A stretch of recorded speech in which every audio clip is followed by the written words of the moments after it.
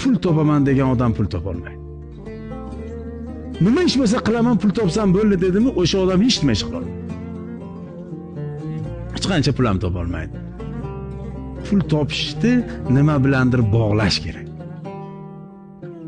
Pul topishni odamlarga yaxshilik qilish bilan, ota-onangizga yaxshilik qilish bilan, el yurtga yaxshilik qilish bilan bog'lasangiz, ana undan keyin pul o'zi orqadan kelishni boshlaydi. Pul siz bilan yonma-yon yuradi.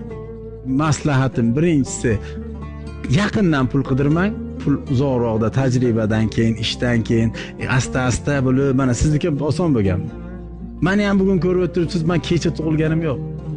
Yo kecha boshlaganim yo'q bu ish. Nimagadir erishgan bo'lsak, men 32 yoshim, 33 yoshimgacha pul topmaganman. Topgan pulim o'ziga o'zi yetmagan. Minusi plusidan kattaroq bo'lgan. Maqsadsiz pul yo'q. Pulni o'zi birinchi maqsad bo'lgan joyda pul topilmaydi.